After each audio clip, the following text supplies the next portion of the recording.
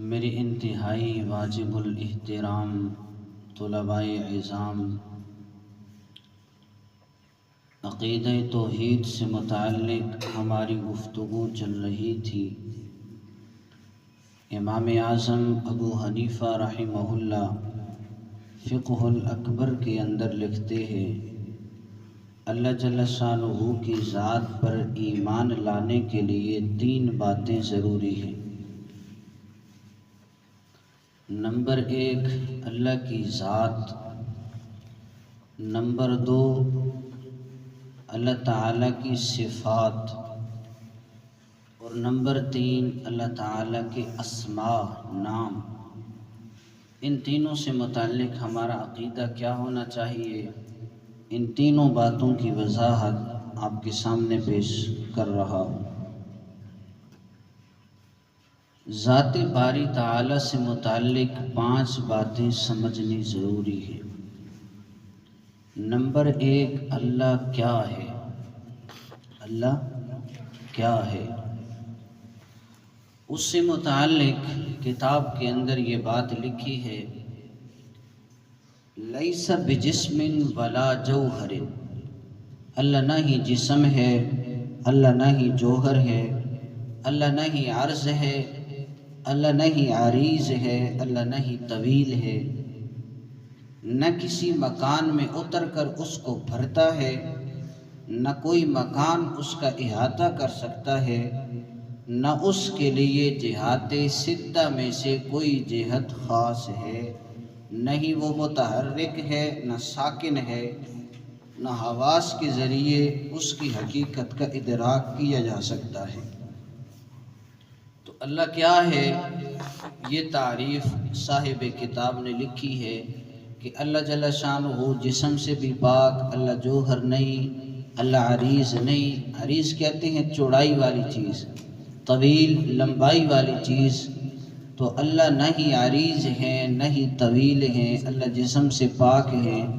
اللہ جل شانہ کسی مکان کو گھیرتے نہیں ہیں، نہ مکان اللہ کا احاطہ کر سکتا ہے، اور اللہ جل شانہ نہ متحرک ہیں نہ ساکن ہیں، نہ جہات 6 میں سے کسی جہت کے ساتھ خاص ہیں۔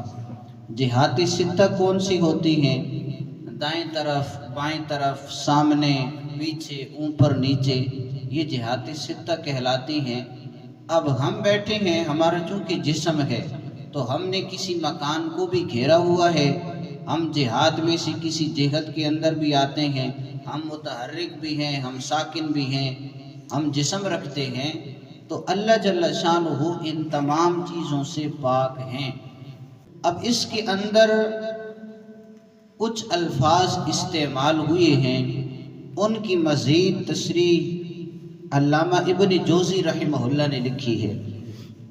اس کے اندر لفظ استعمال ہوا لیس بجسم، اللہ جسم نہیں رکھتا، اللہ جسم سے پاک ہیں۔ تو جسم کسے کہتے ہیں؟ جسم کہتے ہیں المرکب من جزئین فصاعدا، جو 2 چیزوں یا 2 سے زیادہ سے مل کر چیز بنتی ہے اسے جسم کہتے ہیں۔ اسے کیا کہتے ہیں؟ جسم کہتے ہیں۔ تو یہ جسم کی تعریف ہو گئی۔ اللہ جل شانہ کسی چیز سے مل کر نہیں بنے، اس وجہ سے اللہ جل شانہ جسم سے پاک ہے۔ جوہر کسی کہتے ہیں؟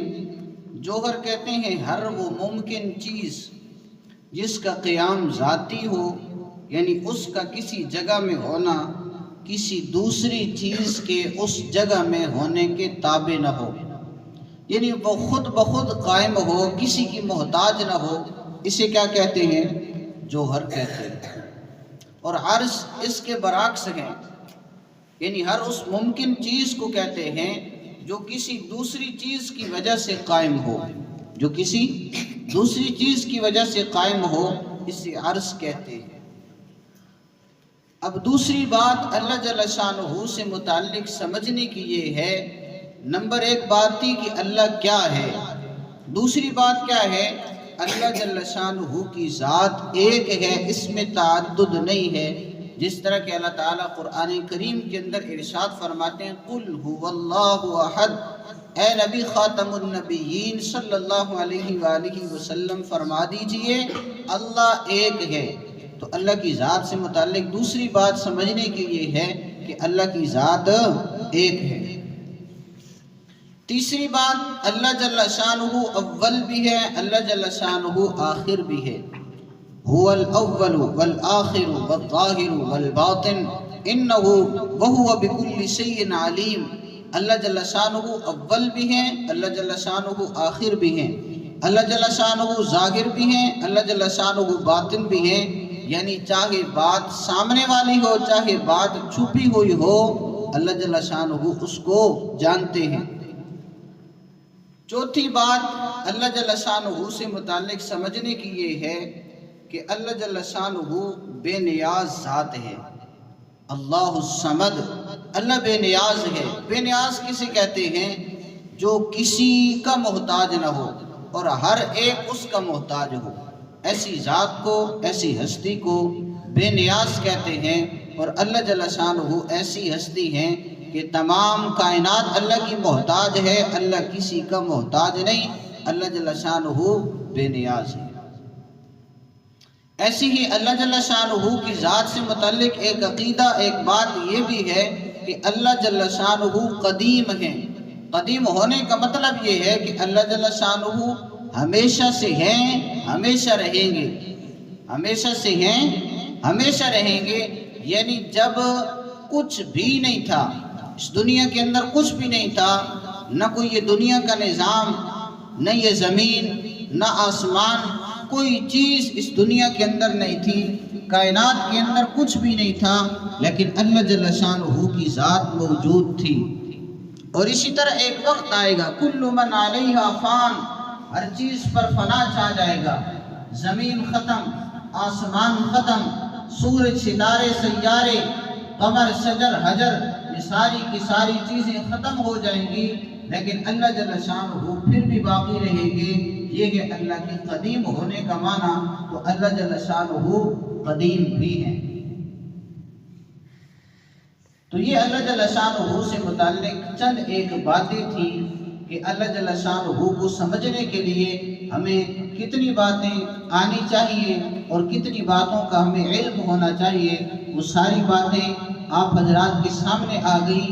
اللہ جل شانہ کیا ہے اس کی تعریف ہو چکی، اللہ جل شانہ ایک ہے اس کی بات آپ کے سامنے آ چکی، اللہ جل شانہ اول بھی ہے، آخر بھی ہے، ظاہر و باطن کو جاننے والا ہے، اللہ جل شانہ بے نیاز ہے، اور اللہ جل شانہ قدیم ہے۔ اور اسی طرح اللہ کیا ہے اس کی تعریف کے اندر جو باتیں آئیں، اللہ جسم سے پاک ہے، اللہ جوہر نہیں ہے، اللہ عرض نہیں ہے، جہات ستہ میں سے کسی جہت کے اندر خاص نہیں ہے، وہ ساری کی ساری باتیں آپ حضرات کے سامنے آ گئی۔ تو یہ عقیدہ توحید سے متعلق چند باتیں تھیں، ان باتوں کو سمجھنے کی ضرورت ہے۔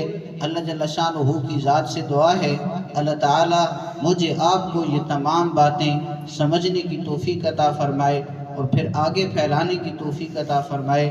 وآخر دعوانا ان الحمد للہ رب العالمین۔